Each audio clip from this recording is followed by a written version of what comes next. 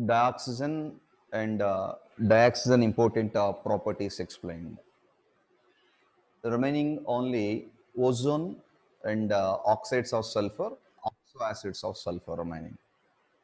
Today maximum I'll cover ozone and oxides of sulfur and allotropic forms of sulfur. Then remaining only 1 hour enough, one class. Monday maximum I'll complete.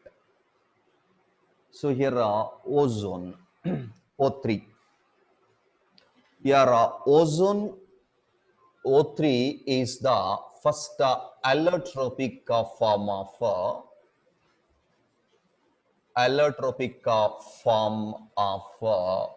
oxygen. One important another form of dioxygen. Means here O2 and O3 are the allotropic form of oxygen. Dioxygen and trioxygen, that is ozone. Generally, this ozone layer is a very protective layer. It reduces the unnecessary liberated ultraviolet radiations which are coming from the sun, which are protects easily by using one protective layer. That layer name is ozone O3. Here from the earth surface, this is the earth surface. From the earth surface nearby 20 kilometers, like nearby 20 kilometers by atmospheric concentrations, by atmospheric changes. Here nearby 20 kilometers, this oxygen is to react with nascent oxygen. It forms O3. Generally, it forms a protective layer like this, which are liberated from the sun, that is UV radiations, which are liberated from the sun.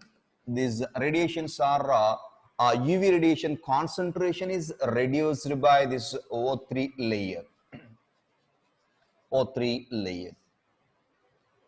So right now we are using so many chemicals and so many organic compounds, and also some gases liberated by jets, rockets. So the jets, rockets and some organic compounds produces, like these jets produces oxides of nitrogen, like nitric oxide, nitrogen dioxide, like gases are produced, mainly this gas. This nitric oxide liberated by the complete combustion of these fuels by using acids, it produces NO. That NO nearby ozone layer, here nearby ozone layer NO reacts with O3, means this O3 generally are produces oxygen, decompose, produce oxygen and nascent oxygen atom produced. This is O3 is unstable, easy to decompose, and it produces oxygen and nascent oxygen. That nascent oxygen react with these nitric oxide, forms a nitrogen dioxide. Means the thickness of the ozone layer, the thickness of O3 layer decreases due to the gases liberated by the jets or the rockets, or by using some freons. Already in haloalkanes and haloarenes explained to you. Freons are chlorofluorocarbons of methane and ethane, chlorofluorocarbons of hydrocarbons, chlorofluorocarbons of hydrocarbons are called freons. So these freons and these gases, liberated gases in atmospheric air, by using all these, it reduces the thickness, then it creates thickness decrease, it creates some holes nearby this ozone layer, directly this ultraviolet radiations entered into this atmospheric air. Such a radiations is to affect the human system or the animals or the plants.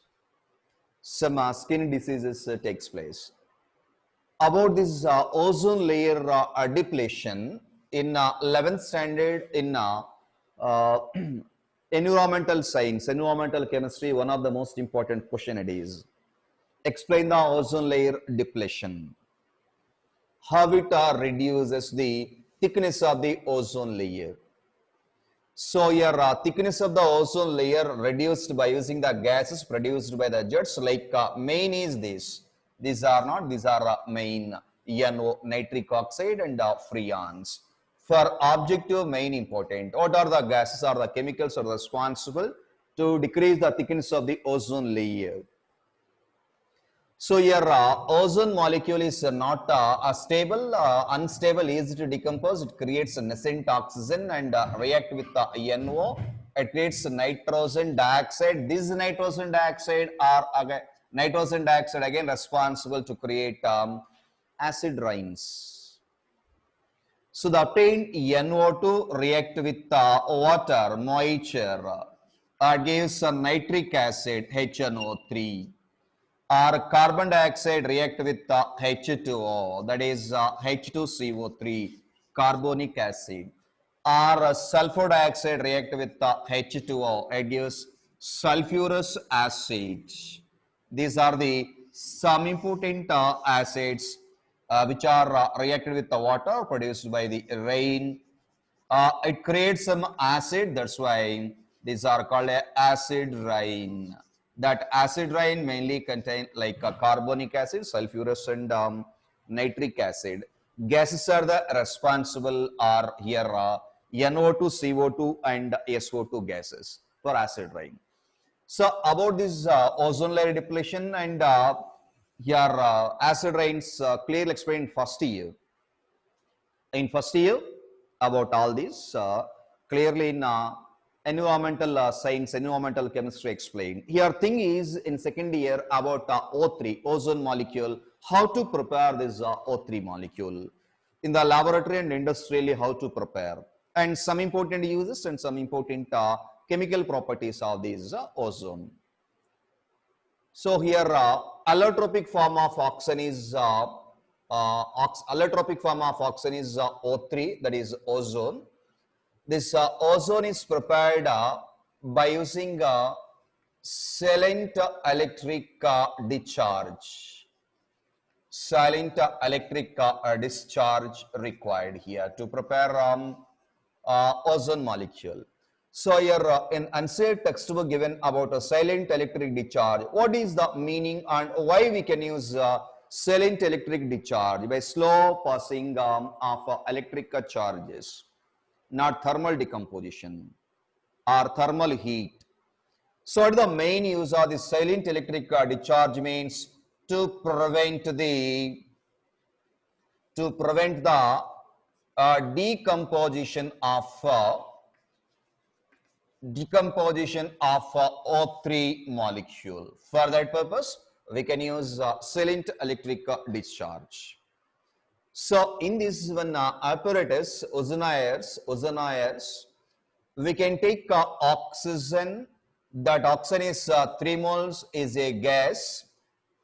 This pure and dry oxygen passed through a ozonaire and maintain silent electric discharge. Silent electric discharge. This silent electric discharge given or the main use to prevent the decomposition. Then it gives 2 moles of O3 is a gas. Now here delta H is equals to plus 142 kilojoules per mole, 1 mole. If it is 2 mole, 284 kilojoules per 2 moles. 1 mole is this, 2 mole is this. Values are important. So by using this positive sign, this reaction is an endothermic and reversible. reversible reaction it is. So endothermic and reversible reaction, your O3 molecule is unstable, not stable, unstable.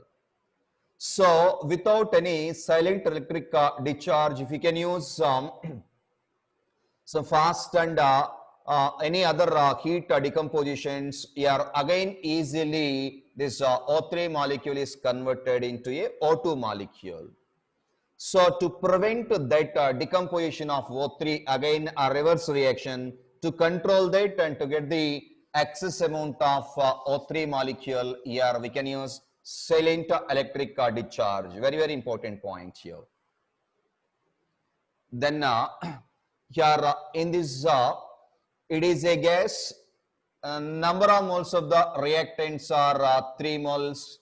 Yeah, the number of moles of the products are O3 molecules are 2 moles. Now, generally, are the 2 moles and 3 moles. By applying certain amount of pressure, this 3 moles of oxygen converted into 2 moles of ozone based on their Le Chatelier's principle. This also we can take your S1 entropy of the ozone molecule and your entropy of the entropy of the oxygen molecule, entropy of the ozone molecule. This is by using this we can calculate delta S, S2 minus S1. Final state compounds entropy minus initial state by using number of moles we can calculate. And another important method is here, your Siemens, it is an additional point it is. Siemens and Brody scientists introduced an important term, ozonizer, that is ozonizer it is. By using this ozonizer, here the pure and dry oxygen O2 molecule is converted into O3, that is only 10% O3 only we can convert, not 100%. This 10% O3 containing oxygen also, O2 also. Because this dry oxygen is converted into O3, now we can take 10% of O3 only we can convert by using this Siemens and Brody's in the laboratory, this is laboratory method. Now the obtained 10% O3 also containing oxygen, that's why it is called a ozonized oxygen, this is, or oxygenated ozone, ozonized oxygen it is. O3 is also called ozonized oxygen, that is 10% O3 and remaining is oxygen is present. Clear? These are the two important methods to prepare ozone molecule.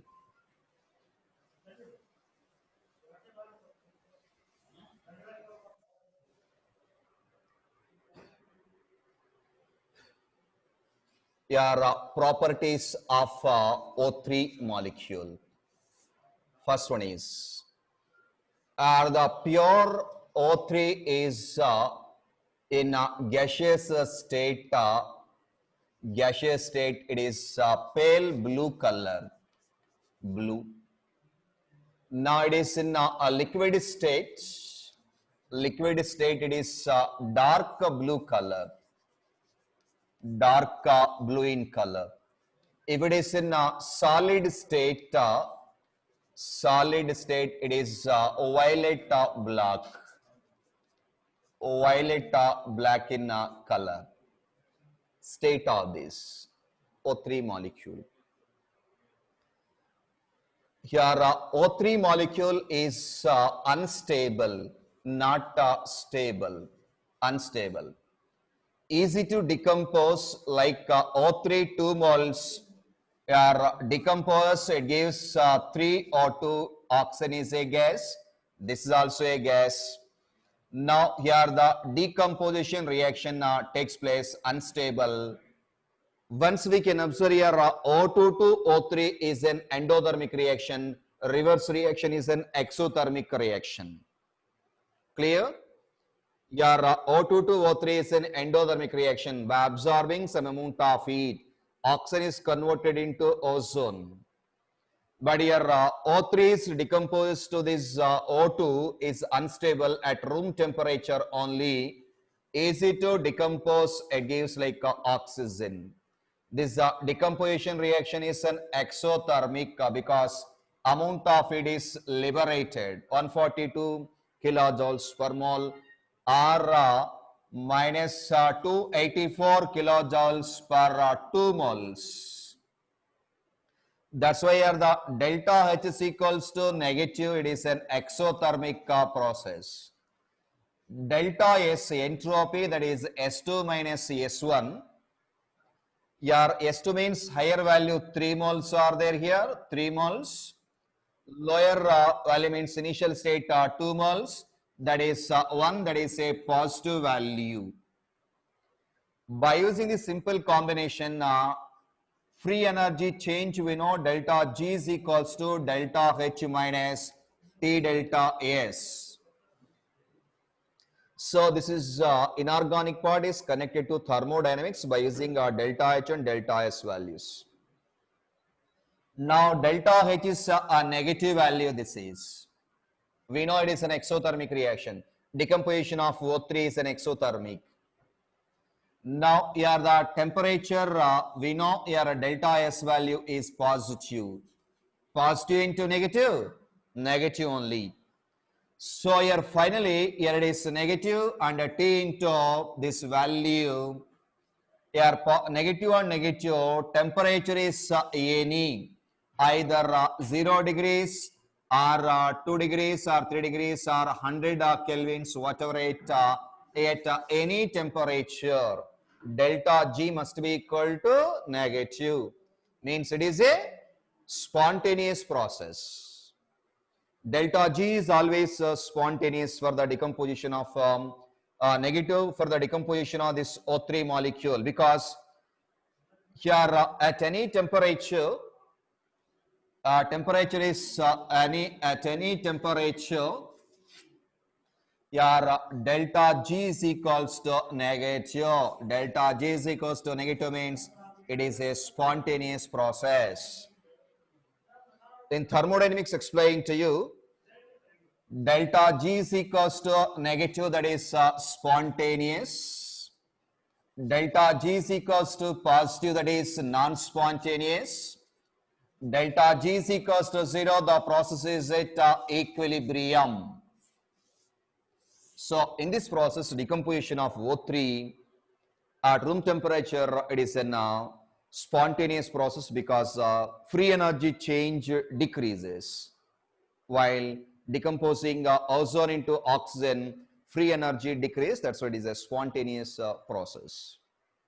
So these are the some important points about O3, ozone molecule. Then some important chemical properties.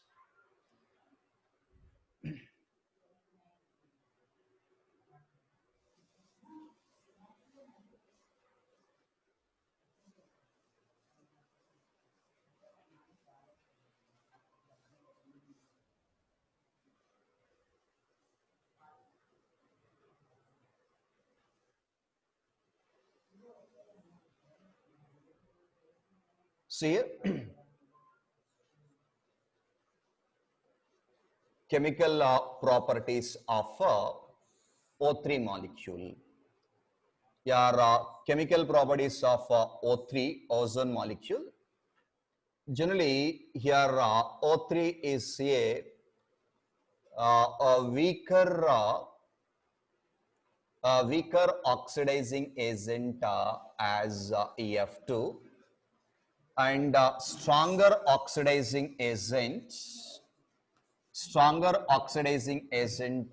than your hydrogen peroxide H2O2 or KMnO4 like.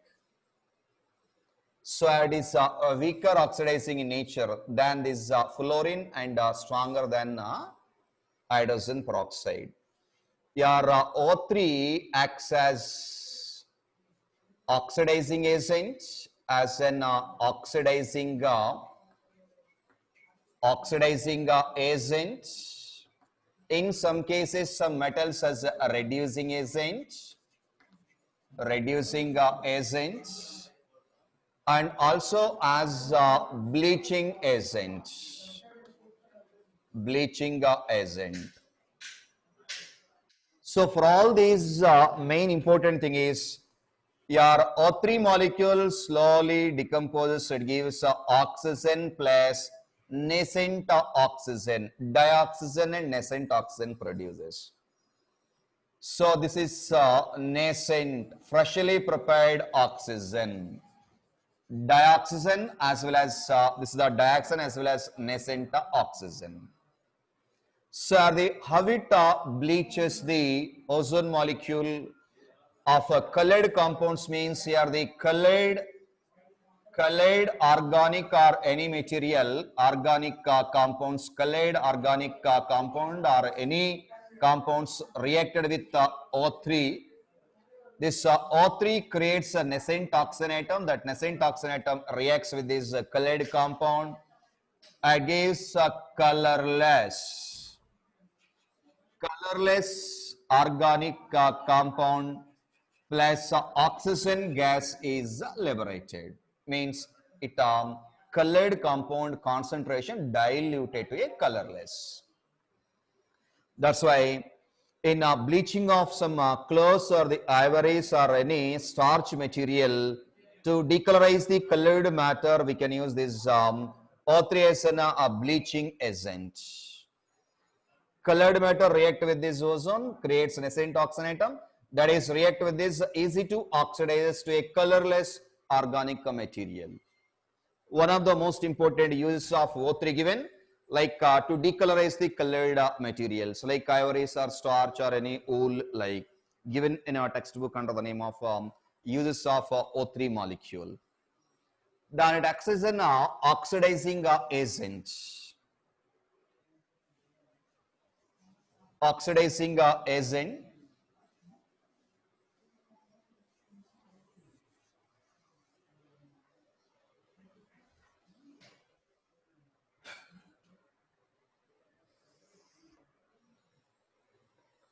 It oxidizes PbS lead sulfide to a lead sulfate PbSO4. So here the PbS react with O3 molecule gives lead sulfate PbSO4 plus oxygen is liberated. Totally are the 6. Take care the 2 moles. Clear. Now your +2 oxidation state, here also +2 oxidation state. PbS, PbSO4. Here in this sulfur is -2, here sulfur is +6. This is the difference. Not in case of lead. Now second thing is here potassium iodide Ki oxidizes to iodine gas, iodine vapors. Now here the Ki reacted with O3 in the presence of water. It gives KOH, potassium hydroxide, plus iodine gas is liberated. That is here 2 moles. Here the 2 KOH. Total here the 4 oxygen atoms are there, plus O2 gas is liberated. So are the iodine gas is liberated. Here it is -1, it is 0 oxidation state. But in both the cases, potassium +1, here potassium +1. Here iodine we can see iodide -I to 0 oxidation state. -2 to 0 means increases. Like potassium iodide to the iodine gas. And also this O3 in the laboratory we can use to estimate the presence of iodine. Quantitatively we can use to estimate iodine by using this iodine and O3 molecule. It is reacted with sodium thiosulfite. Like the obtained iodine gas is reacted with sodium thiosulfite, it converted into sulfate. The same reaction, it is react with the same here Na2S2O3 is reacted with the I2 iodine gas liberated with the O3. It gives like the 2 moles are Na2S2O4 SO4OH plus here the 2 NaI is formed. So quantitatively in the laboratory, to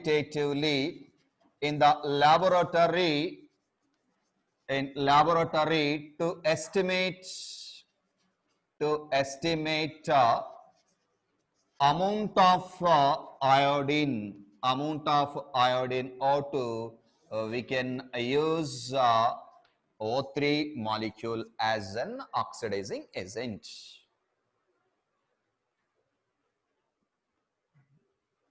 Then here some metals like silver oxidizes as well as reduces some metals. I'll show simple metals. Here the silver react with the O3 molecule. It creates a nascent oxygen. Gives here the Az2O silver oxide plus oxygen gas is liberated. Same here, Ag2O reacts with the O3 molecule. It gives like 2 moles. Here 4 Ag or take direct 2 Ag plus here the 2O2 gas is liberated. See these two reactions. Sulfur redox reactions takes place. In one cases, it acts as an oxidizing agent. In another case, acts as a reducing agent. Now, in this case, acts as a OA, oxidizing agent. In this case, acts as a RA, reducing agent. Because your 0 to plus 1 oxidation state, removal of electron takes place. Air to air removal of electron. This is oxidation. This is acts as a RA, reducing agent. Whereas in case of this, it is plus 1, it is 0. Now, air to air, it acts as an oxidizing agent OA because a reduction reaction takes place. Air to air oxidation reaction takes place. That's what is oxidation and a reduction reaction takes place. Both are possible. So, depending upon the condition, depending upon the metal or the compound, it acts as an oxidizing agent, reducing agent, as well as bleaching agent. Clear some important properties of ozone molecule O3. Next one is your structure of O3 molecule.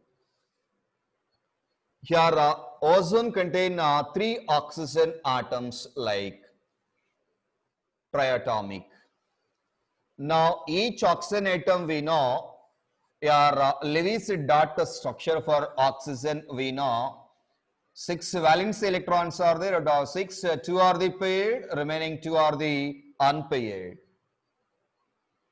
So one atom of an element take as a central element, remaining are the bonded elements like either any one here or here take here one unpaired electrons which are connected with one oxygen atom, here lone pair and here lone pair, here also 2 lone pairs are present.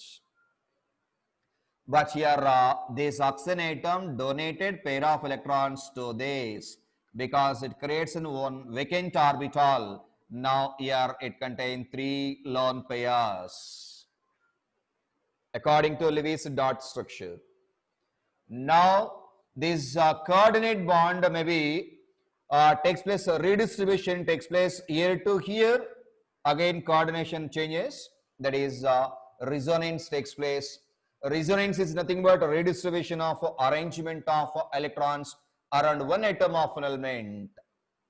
Now here resonance form is same thing is here your coordinate bond and your double bond. Between these two oxygen atoms, oxygen and oxygen, there is a double bond, and here the lone pair of electrons are there. Your lone pair, this one lone pair is donated to this oxygen atom. Now this oxygen atom create one vacant orbital. It is easy to receive the electron pairs. It forms a one coordinate covalent bond. In first year in chemical bonding, given resonance structures of O3 molecule, they are calculated as 1, 2, 3 oxygen atom. FC calculated formal charge. Formal charge of each and every one oxygen atom in O3 molecule calculated. Then here double bond is present here as well as here. That's why here the resonating structure is that double bond is present either maybe between 1 and 2 double bond here, or maybe 1 and 3 maybe double bond exists. This is the resonance structure of O3. Now here how much bond length is there? Here also same bond length. Your bond angle is 117 degrees. Bond length nearly your double bond strength only maximum between these two. How much bond length here? Double bond here, single bond. But here single bond, double bond. That's why here in O3 molecule between oxygen and oxygen, same bond lengths present between any two oxygen and oxygen. So between 1 and 2, how much bond length is there? 1 and 3 also same bond length. That is due to the resonance. Even though it contains one double bond and one coordinate single bond. This is the structure of O3 molecule, ozone molecule.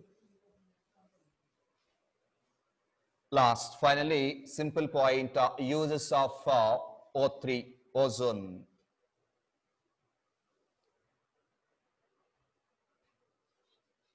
Uses of O3. We know right now we are using to sterilize the water. To kill the germs, we can use ozone layer, ozone gas as a disinfectant, as a sterilizer. So it is used as a disinfectant. Disinfectant as a sterilizer. Sterilizer of sterilizing the water. Here it acts as a bleaching agent. Bleaching agent already given to you. Bleaching, how it bleaches, color changes. As an oxidizing agent or a reducing agent. To bleach the silk or the wool or ivory, nothing but here the starch. To bleach some important compounds, organic compounds, we can use this O3 molecule. So under the name of cyanogen, like O3 and C2N2 combination is called a cyanogen. This is used as a fuel to create thrust in rockets. Okay, these are some important uses of O3 molecule. Okay, better concentrate on this ozone. Read from NCERT textbook preparation methods, some important points, properties, physical and chemical properties, and structure and uses of this O3 molecule.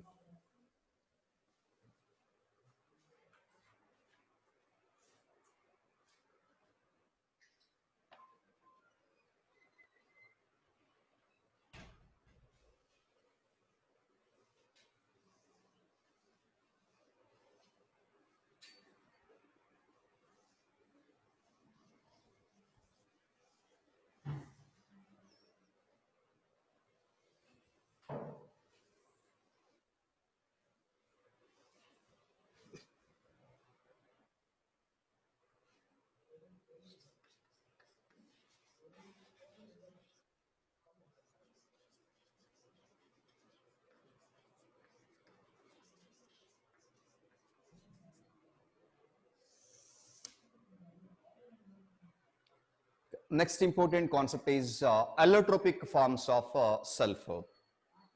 So the sulfur shows or exhibits a variety of allotropic forms.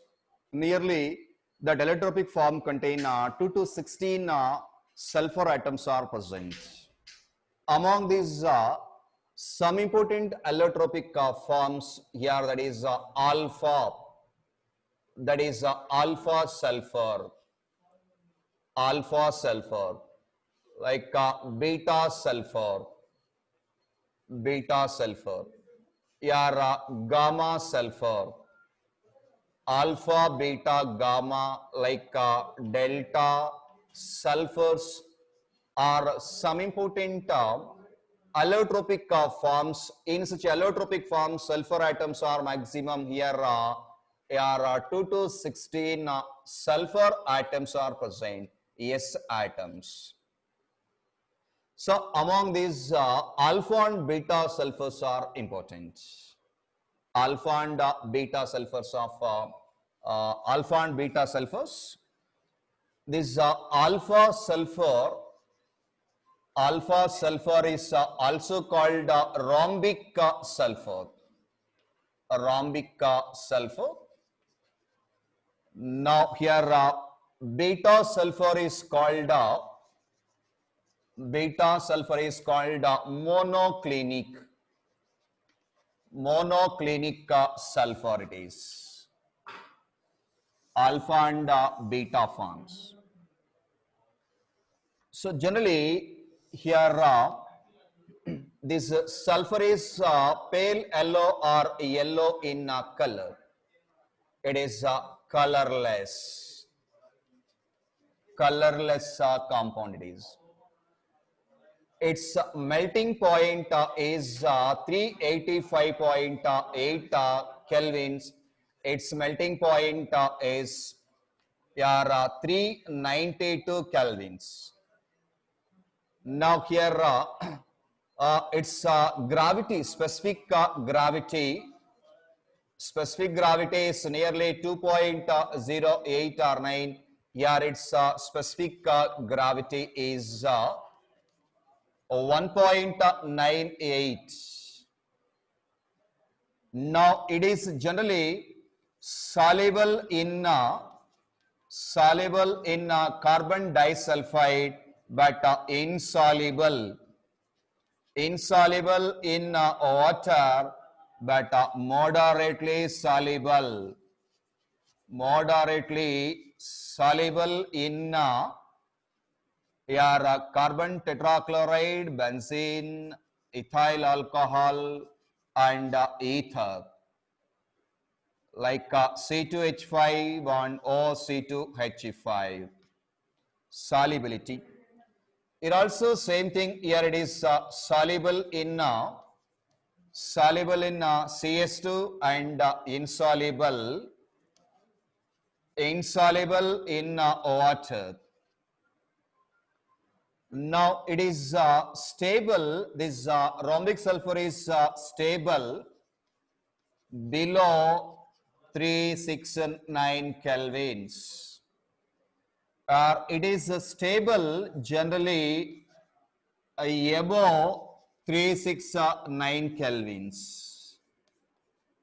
Above 369 kelvins.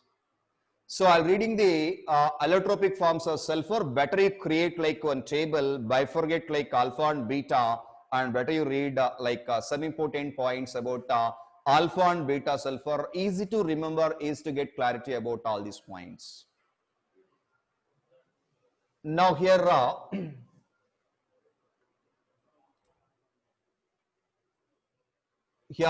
roles of sulfur. Sulfur is dissolved in carbon disulfide and heated at certain temperature. It gives you a yellow color rhombic sulfur. That is alpha form of sulfur. Now the obtained yellow form rhombic sulfur rhombic sulfur again here heated. Now at a high temperature, it is heated nearly 358 kelvins. It gives a colorless monoclinic sulfur. Monoclinic sulfur, that is beta form. Yeah, one small story is there. We can this rhombic sulfur is heated in a dish, and it forms one layer. It creates some small holes. So gases are evaporated. It gives one important colorless monoclinic sulfur, that is the beta form. Here, our important small story is just to remember these preparation simple conversions are the preparation methods. Anyhow, this yellow color rhombic and monoclinic are in equilibrium coexist at one particular temperature. That is, here rhombic sulfur converted into monoclinic sulfur. Again, this monoclinic sulfur is converted into monoclinic sulfur. They are the coexisted, that is particularly at 369 kelvins. So this temperature is called at 369. These two are converted one form to another form. This temperature is called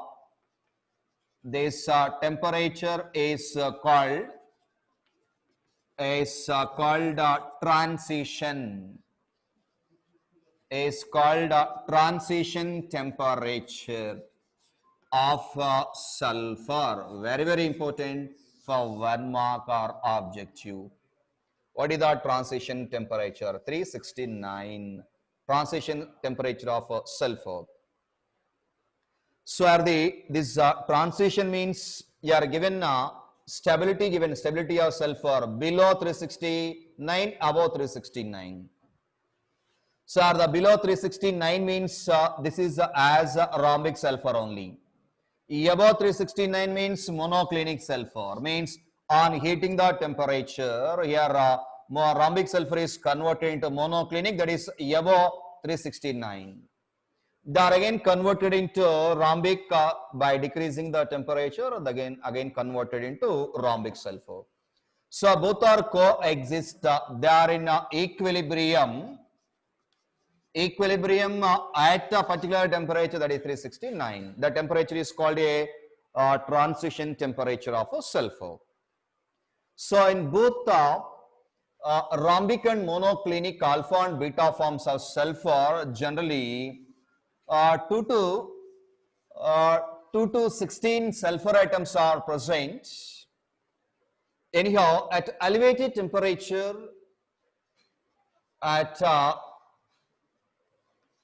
elevated temperature means high temperature, that is nearly 1000 kelvins. There is sulfur exists as S2 dimeric structure, S2 molecule.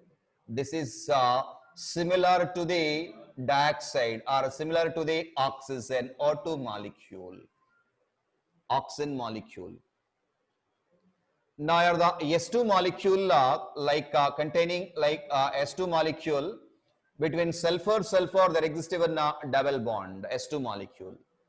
And it also exists at certain temperature here alpha and beta forms of sulfur are generally alpha and beta forms of sulfur containing 8 and 6 sulfur atoms, S8 and S6 molecules.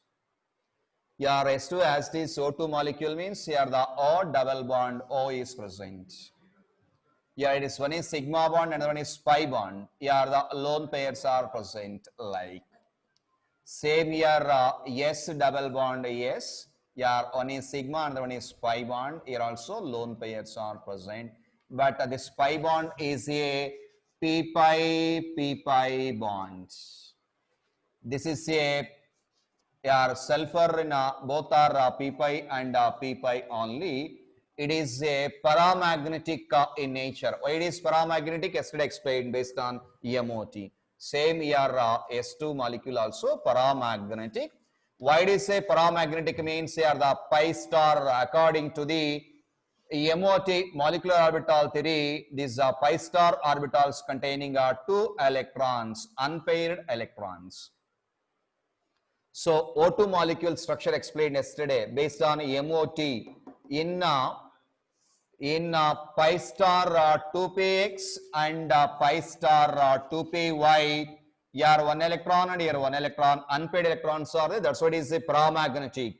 Similarly, here S2 molecule also a paramagnetic in nature because it contain in pi orbital, pi star or 2px and pi star 2py. As it is oxygen, it contains two unpaired electrons. That's what is a paramagnetic in nature. Okay. So finally, your S8 S8 molecule, sulfur molecule, as well as here S6 sulfur molecule, S6 and S8 molecule structures. Very, very important. Your S8 molecule generally your crown ring like structure. Crown ring. This is called a puckered ring like structure. It is chair form. Chair form structure this is. These two are important. Crown ring like and chair form of sulfur. Both alpha and beta forms of sulfur contain S6 and S8 molecules. Like this is crown ring like structure. This is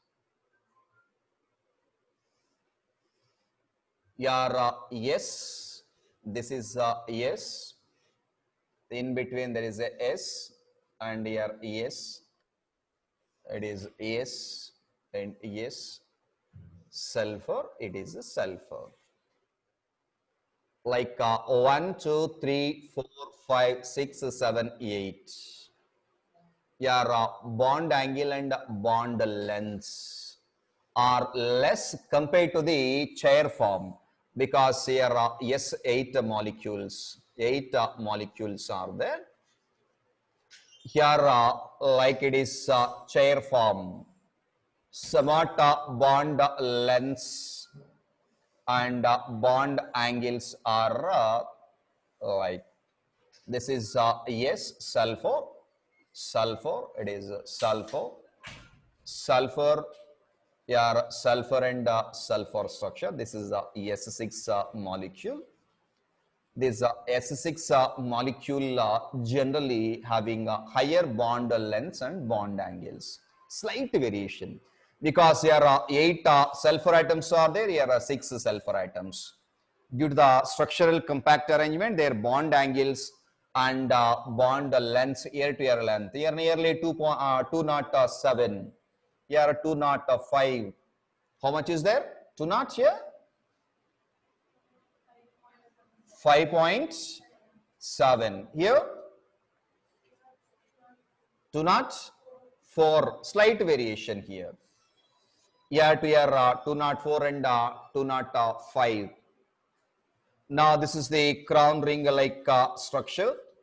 Crown ring like structure. It is chair like a chair form. It is. These are the two important forms of S8 and S6 molecule. Okay. This is the complete analysis about the allotropic forms of sulfur. Last, some oxides of sulfur, trioxides and dioxides, oxo acids of sulfur. Only two important points are there. Just I'll start about oxides of sulfur, that is dioxides. Very simple. I'll complete that sulfur dioxide. Then Monday within one class I'll complete the remaining part of 16th group elements.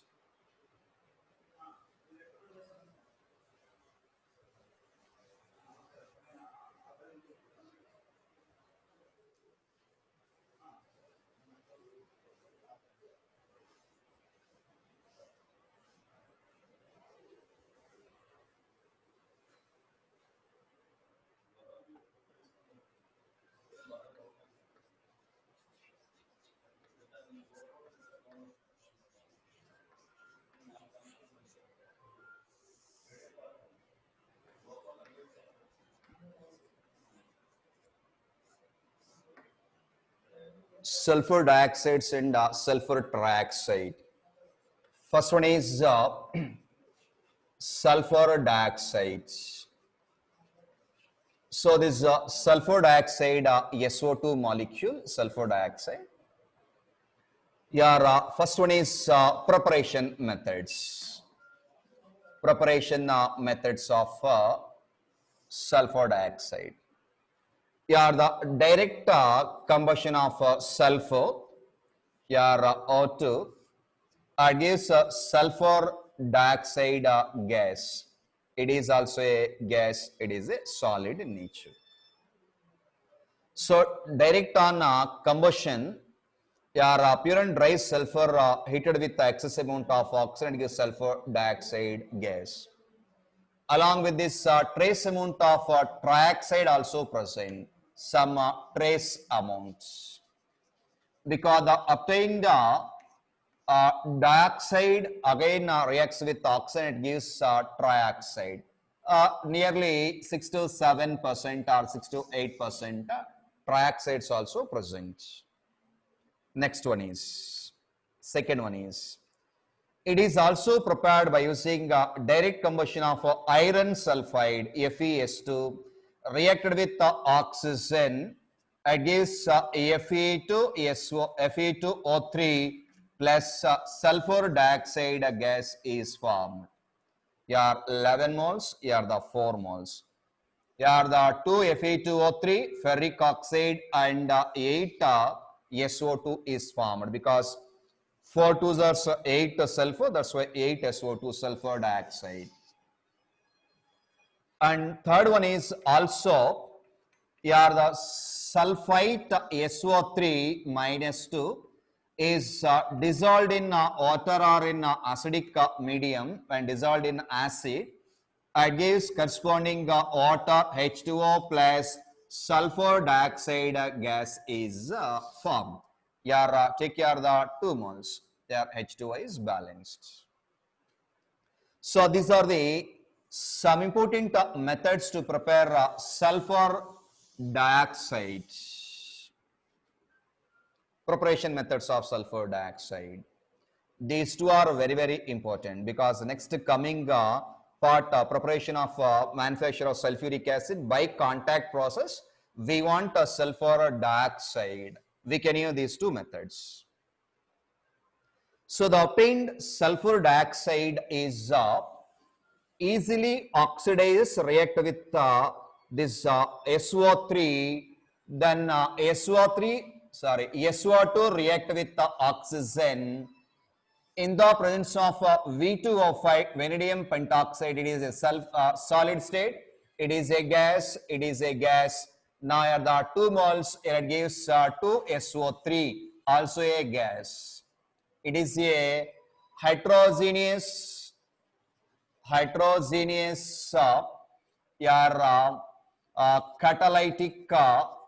catalytic oxidation of sulfur dioxide to a sulfur trioxide. So your SO2 and SO3 both are prepared. Preparation of sulfur dioxide and sulfur trioxide. Now here the catalytic already in surface chemistry explained here, the heterogeneous and homogeneous. Two methods, SO2 and SO3 methods completed.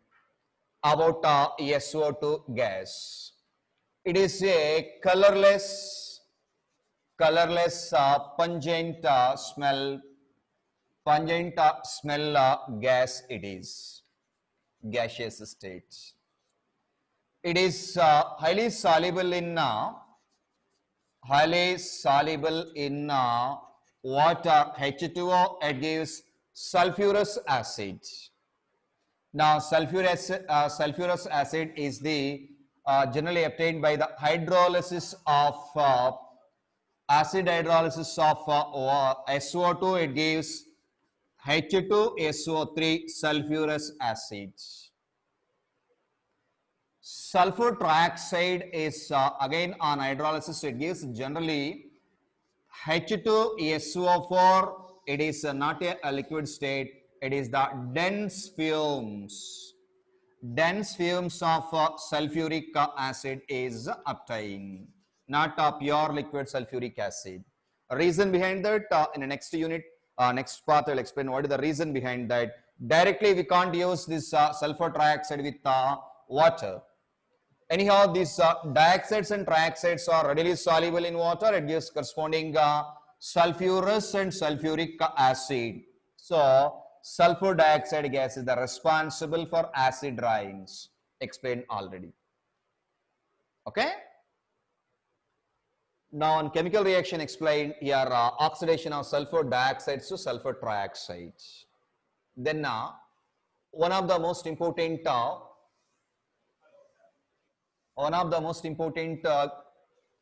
chemical property is SO2 react with chlorine gas. This is a gas and this is a gas. In the presence of charcoal, it is also a solid state heterogeneous catalysis. It gives SO2 Cl2 gas. This is very, very important. This is already in 15th group elements explained. Here red phosphorus and white phosphorus react with SO2Cl2 and SO2, SOCl2 and SO2Cl2.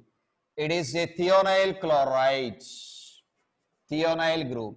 It is a sulfuryl chloride. Two reactions explained. Now, how to prepare this sulfuryl chloride is like sulfur dioxide is reacted with Cl2. It gives SO2 Cl2, sulfuryl chloride. Okay. Next one is your structure of SO2 gas, sulfur dioxide as well as trioxides. Both are I'll explain simultaneously. Observe it. So around sulfur, 6 valence electrons are there. Out of 6 valence electrons, one is lone pair, remaining 2 are the bond pairs. These bond pairs are with sulfur double bonds are there because here 6 valence electrons are there. Out of 6, 2 are the like double bonds. One is sigma and sigma. This is the pi and pi bonds. Now this is the LP lone pair of electrons. 2 sigma and 1 lone pair. That's why it undergoes sp2 hybridization. sp2 means angular in shape. Angular shape it is. Geometry is angular. Hybridization is sp2. So that is due to the presence of LP and BP repulsions. LP and BP repulsions. Here sigma bonds are 2 sigma bonds, 1 LP and 2 pi bonds are there. These 2 pi bonds, one is P pi and P pi bond, one is P pi and D pi bonds. Due to the presence of this sulfur d orbital in its outermost orbit, it forms like here SO3 around sulfur 6 valence electrons are there.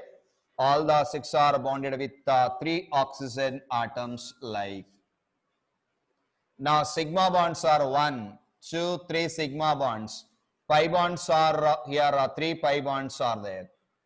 Pi bonds are not involved in hybridization, only sigma bonds. That's why here it undergoes the same similar sp2 hybridization. sp2 is nothing but here angular shape because the lone pair is there. Bond angle is less. Here bond angle is less. Here there is no such a repulsions. Only bond pair, bond pair. That's why here bond angle is more, somewhat more bond angle. Even though here sp2 angular shape, due to the presence of lone pair, there is no such a lone pair repulsion. That's why it is generally trigonal planar. Trigonal planar structure. Slight variation in their structure, even though hybridization is same. Reason why it undergoes like trigonal means absence of lone pairs and bond pairs, repulsive forces. All here bond pair and bond pair repulsive forces are there in SO3, and whereas in case of SO2, both are there, lone pair and bond pair repulsions. Yeah, a total 3 sigma bonds are there, and 3 pi bonds are present here. Among these, one is p pi and p pi bonds, remaining two are the p pi and d pi bonds are present. It's the complete explanation about oxides of sulfur and uses of sulfur dioxide. Read from textbook. Remaining part is only sulfuric acid, oxo acids of sulfur. It will take 1 hour or one class. Monday I will complete this. Okay, almost all 15th and 16th group elements completed. Remaining only one part in 16th group. Monday I will complete that. That's why tomorrow Sunday better you read complete 15th and 16th groups thoroughly from textbook. Okay, take care.